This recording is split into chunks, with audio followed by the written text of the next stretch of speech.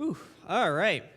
Well, for those who don't know or know that Travis and John are on a missions trip, and they're in Detroit, and they asked me to fill in to preach this Sunday. Obviously, God has a plan for them. It's like, hey, I want you to go over here, and we want to be obedient to His will and His word.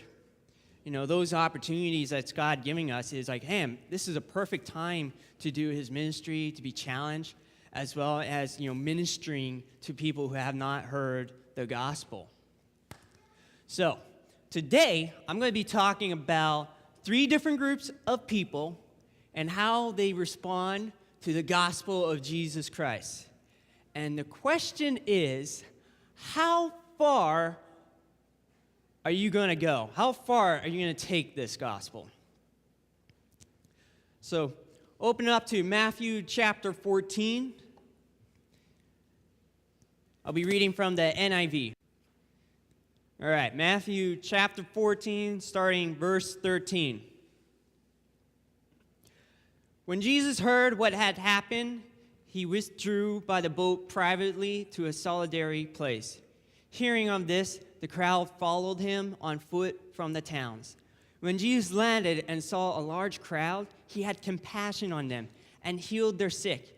As evening approached, the disciples came to him and said, "This is a remote place, and it's already getting late. Send the crowd away so they can go to villages and buy themselves some food." Jesus replied, "They don't need to go away. You give them something to eat." "We have here only 5 loaves of bread and 2 fish," they answered.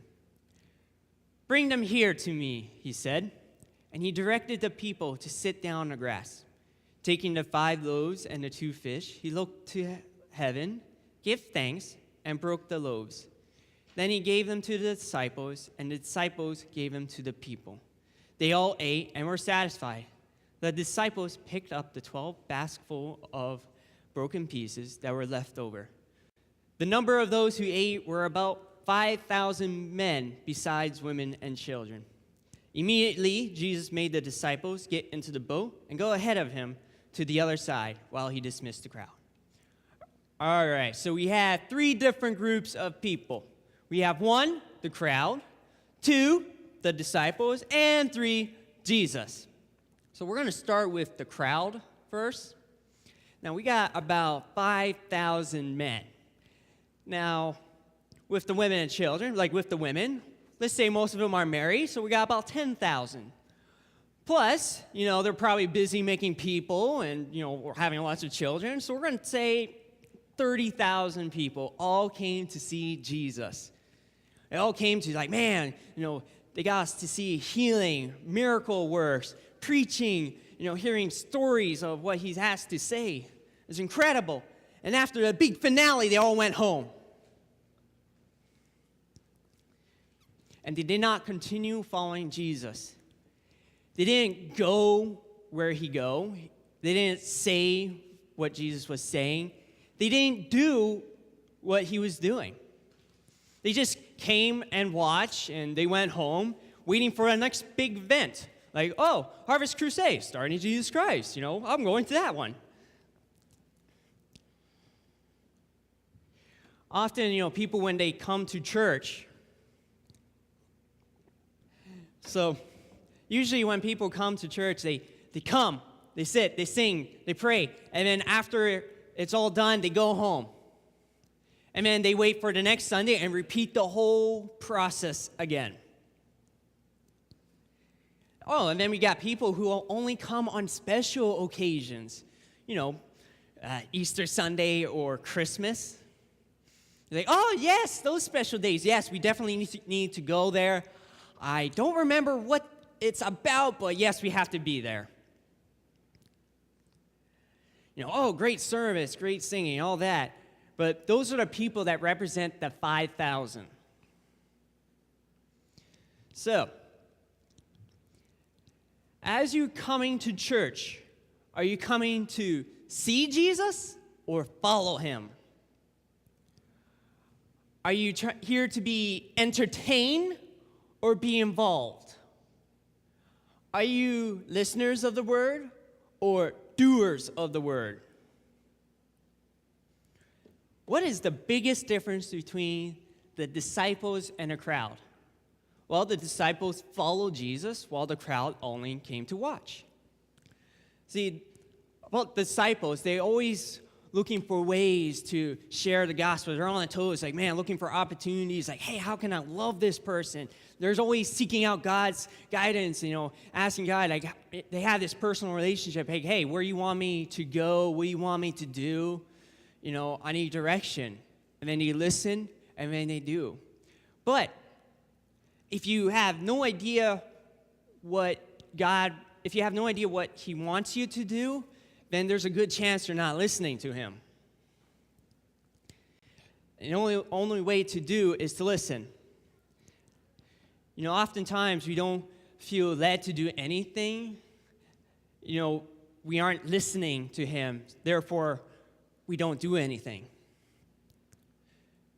Before, when Travis was preaching, a strong church is a praying church. He's been preaching that a couple weeks. And, Mike started this little prayer group on Sunday. The only thing is, nobody goes to it. When Jesus gives us a challenge, we don't want to back down from the challenge. We want to take that challenge. So, yeah, I'll take that. Because in John chapter 6, same story, the same crowd wanted to keep going to Jesus. Like, Dad, I want to go to Jesus. And Jesus like, I want to see if you really want to follow me, all right? So he gave them this challenging quote. And he said to them, eat my flesh and drink my blood. And the people are freaking out like, oh, man, no, I'm not taking that. Sorry, too challenging, too convicting. I'm backing down. But obviously what Jesus was saying is like, hey, I'm the bread, the everlasting bread, take from my word, you will live. That's what he was saying. And hey, accept me as the Messiah, the Savior of the world. He gave them such a small little challenge, but they backed down from it. So we want to be a church who probably will say, challenge accepted. I'll take that. So let's hold on to Matthew chapter 14. We'll get back to it. We're going to jump to Matthew chapter 4. We're going to see how committed the disciples are.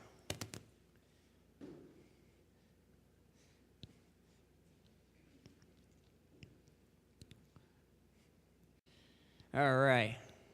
So, as Jesus was walking beside the Sea of Galilee, he saw two brothers, Simon, called Peter, and his brother Andrew. They were casting a net into the lake, for they were fishermen. Come, follow me, Jesus said, and I will send you out to fish for people. At once they left their nets and followed him. Verse 21, going on from there, he saw two other brothers, James, son of Zebedee, and his brother John. They were in a boat with their father, Zebedee, preparing their nets. Jesus called to them, and immediately they left the boat and their father and followed him. It's very interesting. As soon as Jesus sees those men, he just kind of look at them. He's like, come with me. And their reaction is pretty interesting. They just, whatever was in their hand, they just drop it. Like, that was it. All right? And even more interesting, they didn't stop and think about it. It's like, hey, hold a second. Let me think about this, what I'm getting into. I want to see the pros and cons. Or hold a second. I'm going to go pack my bags, say goodbye to all my family and friends. Let alone, let me pray about this to really make sure this is from God. I just want to really make sure. No, they didn't do any of that. And I can't imagine what would, the father reaction of his sons just drop and go. You have Jesus saying, come, follow me. Okay, bye, Dad. Have fun wherever you're going. But they were obedient. They were willing to go. So let's use Travis for example. So obviously, he's our pastor, and God told him, hey, I want you to go on a missions trip to Detroit, and I want you to take John with you. Now, obviously, there was concerns. I'm like, well, where are you taking me? But out of obedience, he went, not knowing what's going to happen or exactly what the whole picture of what he was going to do. And there's like many excuses he could have used to stop himself. He could say, well, I don't have enough money to go. Or can you send another pastor to do that work for me? That'd be good. Or, oh, it's too far. Oh, it's too sudden. Oh, I have a family to take care of. I want to watch there. I want to be there for them. He didn't say any of it. He's like, all right, I'll go. Then Travis said to John, and John, trusted Travis' guidance. And he said to John, you are coming with me. Okay, I'll go. No question asked. Travis said to Michael, you're preaching this Sunday.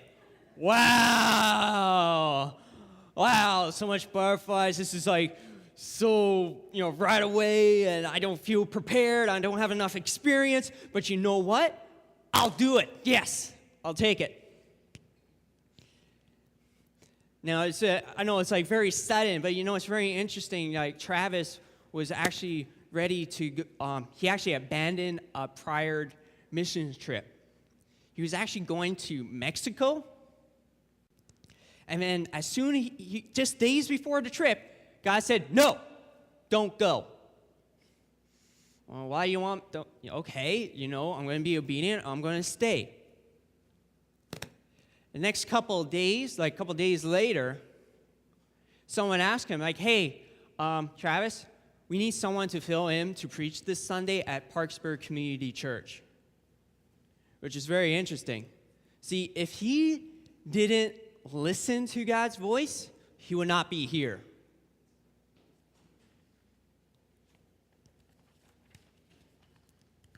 So are you taking your time out of your own personal day to listen to God's voice and see where he wants you to go or do? How can you receive direction if you're not listening? What is God telling you? Is he asking you, something that's, are you going to be obedient even if it's a little crazy at times? So, all right, so back to Matthew chapter 14. We're going to read verse 22 again. All right. Immediately, Jesus made the disciples get into the boat and go ahead of him to the other side while he dismissed the crowd. After he had dismissed them, he went up onto the mountainside by himself to pray. Later that night, he was there alone, and the boat was already at considerable distance from land, buffeted by the waves because the wind was against it.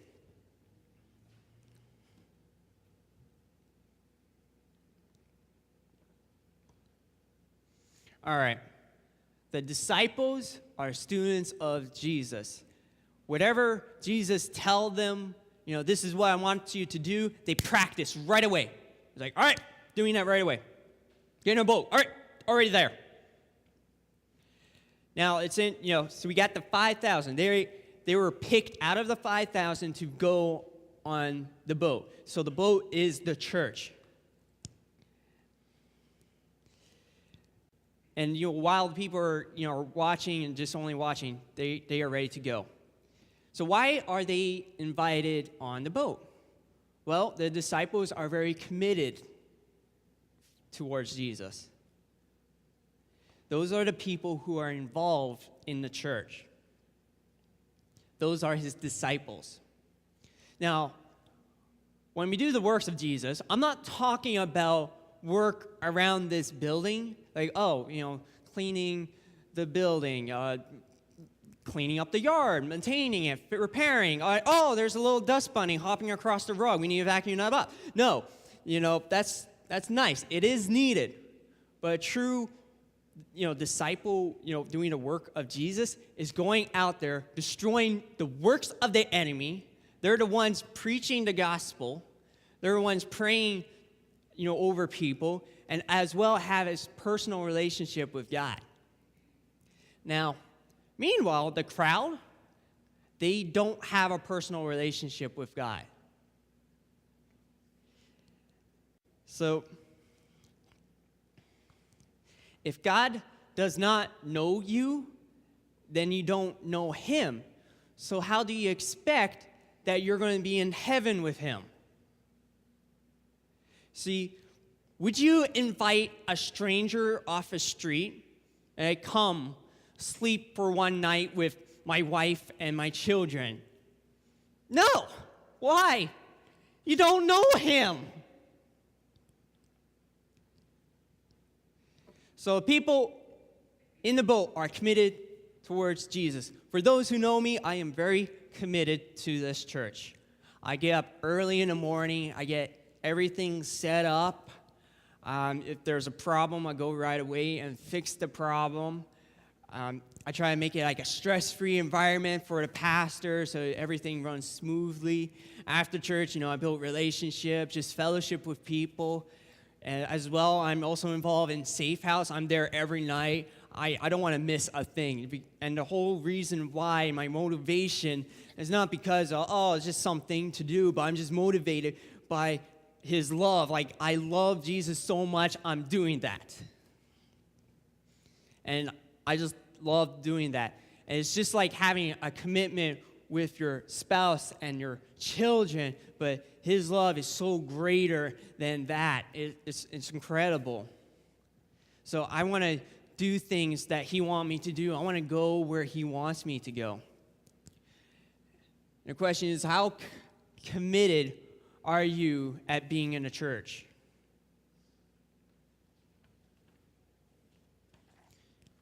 I used to be part of another young adult group in a big church, 5,000 people. And at the same time, on Saturday nights, I was going to Safe House. And I got to a point, it's like, God, where do you want me to go? I'm kind of torn between two of them, and 50-50, where should I go? So then God revealed it to me in my dream and said, Safe House. Go to Safe House. All right, I'm going. I didn't go bye guys, take care, see you later. I didn't explain anything to the other young adult group. I just went and I go without looking back. And eventually, it got to a point where God just placed me in a boat called Parksburg Community Church. So, hey, I'm here to stay in this boat. I'm not moving. Now, here's where people get really silly, and I really mean it. I see God placing people in this boat. It's like, I'll pick you and you. You have this gift. You have this gift. Perfect. I have everything set up. And then all of a sudden, just out of nowhere, this is not God speaking to them at all. It was just more of a, first they'll probably say, I love Jesus. I'm going to be committed to him. I'm going to follow him and do whatever he wants me to do. And then out of nowhere, just by their own self, by their own fleshly thoughts, out of their own minds, they say, I think God wants me to go into that boat over there. I should be in that boat. Yes. So they jump out of the boat.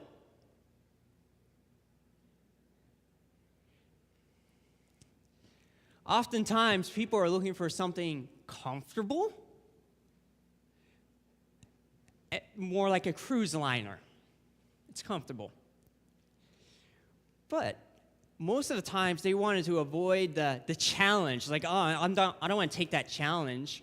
Or that correction, like, a pastor is trying to correct you. It's like, I don't want to receive that correction. Or they just don't want to commit.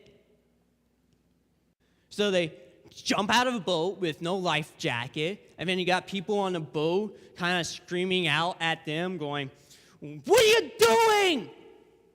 There's sharks in the water. Get out." They're just swimming. "Oh, no, I'm fine. I'm good. God's going to, provide me another boat, and he'll take care of me."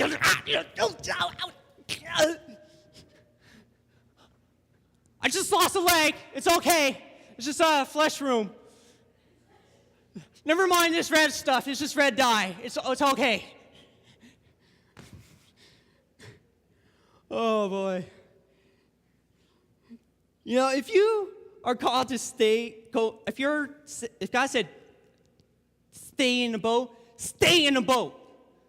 Too often, I see people, when they jump out, they go back to their old boat where it was comfortable, or they go back to their old lifestyle, and they go back even worse than before. Oh, it's crazy. And we're not talking about, jumping in like still water. We're talking about, waters moving up and down. Have you ever tried swimming in the waves? That takes a lot out of you. All right, continue on. Matthew chapter 14, verse 25.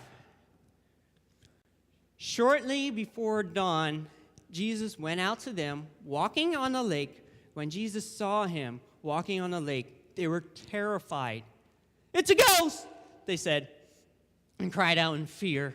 But Jesus immediately said to them, "Take courage. It is I. Don't be afraid." Oh, man, when you stay in a boat, you get to see awesome things. The disciples got to see Jesus walking on the water. And not just still water, we're talking about like moving water. So I can just see in my picture of what they're seeing, Jesus walking. It would be something like this,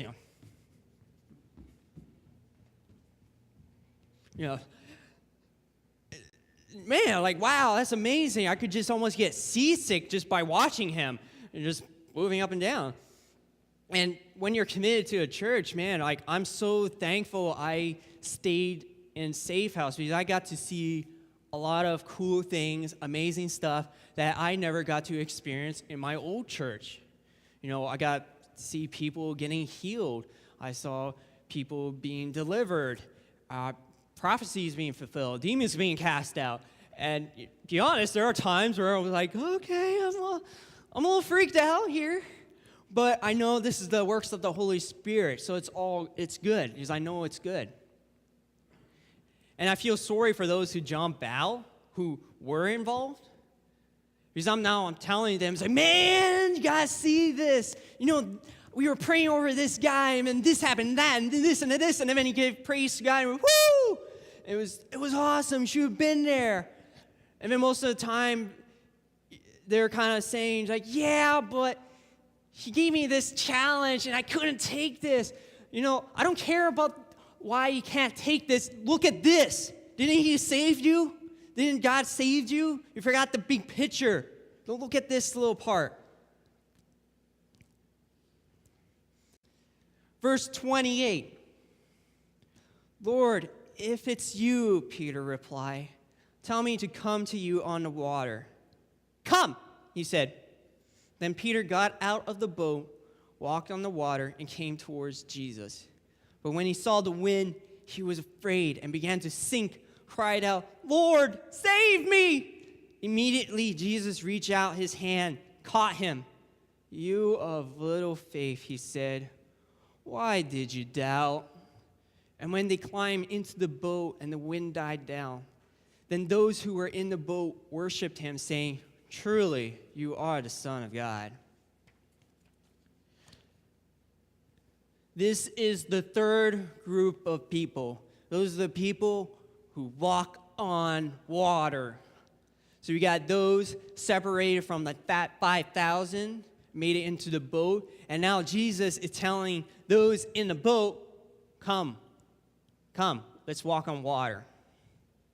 And Peter asked, hey, tell me to come out on the waters. And Peter was walking on water. For a moment, he had faith. He believed. Oh, that's amazing. While the other disciples watch. You kind of sit, we got those who sit in the background and just like, oh man, I don't think I can do this. There's risk involved. It's dangerous. I could die out there. I'm not taking my chances. When you got some disciples like, yeah, I want to try this. When you get to the edge of the boat and we realize oh man, I'm doing this alone. You got disciples watching you, probably placing bets. Like, what's going to happen with him? And you look forward and see this big storm in front of you. It's scary. And it's like, oh, man, I'm doing this alone. And it's like, oh, I can't do this. And you back down. Because fear just overtook you. It's like, you can't, yeah. So when things come against you, that's when we stop looking at Jesus. And as soon as we look at the storm, that's when we start sinking. So as Peter took his eyes off of Jesus and started looking at the storm, he started to sink. So if I keep my eyes on Jesus, I can walk on water. If my eyes are on the storm, I'm going to start sinking. Storm is a distraction. They'll do anything to keep you off focus so you can drown. We're talking about, the world is trying to put like fear, anxiety, and worries into your life. And then, we have people out in this world, murderers, rapists, thieves, persecutors, demons. They're all trying to go after you. And yeah, it's dangerous. It's like, oh man. But you know what? Jesus is saying, do not be afraid of them. Keep your eyes on me. I want you to look forward. Don't look to their left. Don't look to your right. I don't care if there's a nickel on the ground. You're going to keep your eyes straight on him. You rely on the Holy Spirit. He can do amazing things in your life and those around you. The other disciples stayed in the boat. Peter was the only one who took that risk while the others watched. To have faith is about taking risk. Those you see that take risk are the ones walking on water. Those are the people who are not afraid to share the gospel of Jesus Christ. They're the ones praying for the people out on the street. They're the ones going to places that they would not normally will go to. And they'll do it anyways. So how many of us are not the 5,000, but the ones in the boat? Out of those in the boat, how many of us are watching people walk on water? For those who are in the boat, I challenge you to start taking risk.